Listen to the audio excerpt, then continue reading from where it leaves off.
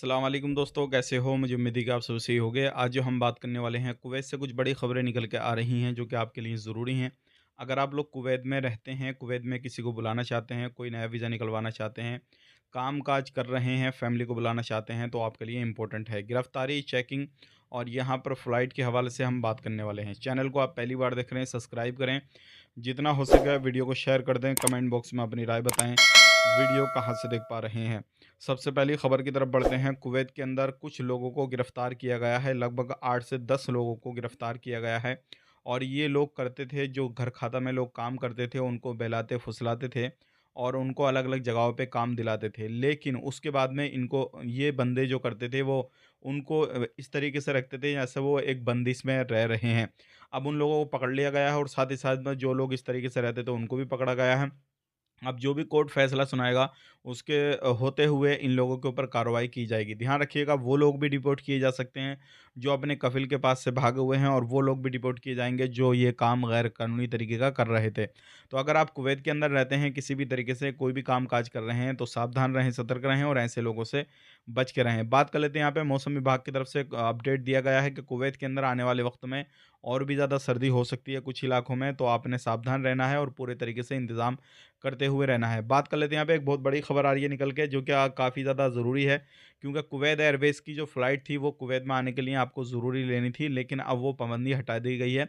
अब कोई भी एयरवेज़ का जो है टिकट ले सकते हैं आप, किसी भी फ़्लाइट से आप आ सकते हैं, कोई भी मसला, कोई भी परेशानी नहीं होगी। लेकिन यहाँ पर कुछ वीज़ा के कायदे-कानून में बदलाव किए गए हैं, जो कि आपके लिए ज़रूरी हैं। अगर आप लोग कुवैत में अपनी फ़ैमिली को बुलाना चाहते हैं, तो उसके हवाले से भी इम्पोर्टेंट है।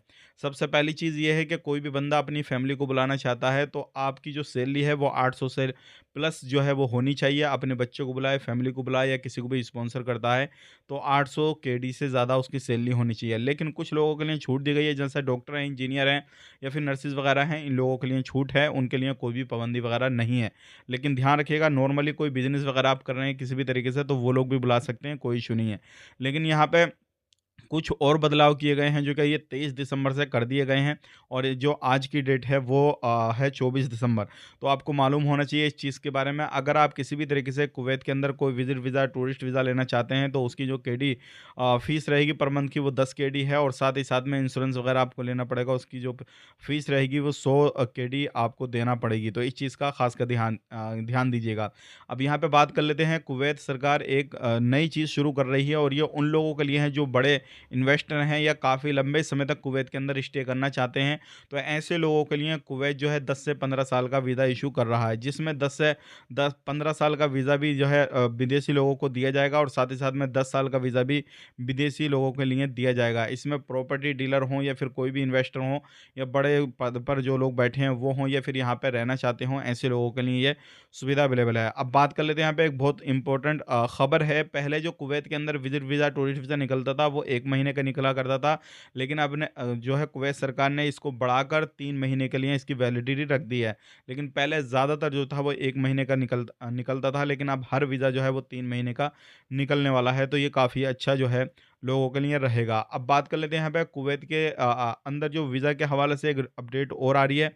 और जो लोग विदेश में रहते हैं, मतलब आप कुवैत में आना चाहते हैं, जो लोग गल्फ़ कंट्रियों में रहते हैं, चाहे वो सऊदी अरब में रहे, ओमान, बहरीन, कतर, तो उनको ऑन अराइवल वीज़ा चाहिए होगा, तो वो लोग भी अप्लाई कर सकते हैं, उन लोगों के लिए भी वीज़ा अवेलेबल है। तो आप पूरे तरीके से कुवैत में घूमना-फिरना चाहते हैं, तो आप आराम से अपने वीज़ा के लिए अप्लाई कर सकते हैं। लेकिन एक चीज़ का ध्यान रखिएगा, अगर आप लोग कुवैत के अंदर आना चाहते हैं, तो सावधान रहें, सतर्क रहें और फ्रॉड लोगों से बच के रहें। लेकिन यहाँ पर एक मिनिस्ट्री की तरफ से अपडेट दिया गया है कि आपने 2 नंबर से बचना है, क्योंकि अभी डिजिटल स्कैनिंग जो हो रही है, और लोगों की जो है साथ फ्रॉड किया जा रहा है, उनको क्यूआर वगैरह भेजकर, उनसे वेबसाइटों पे क्लिक कराकर, डिटेल्स डलवाकर, इस तरीके से उनके साथ में फ्रॉड वगैरह हो रहा है। तो आपने इस चीज़ से बचना है।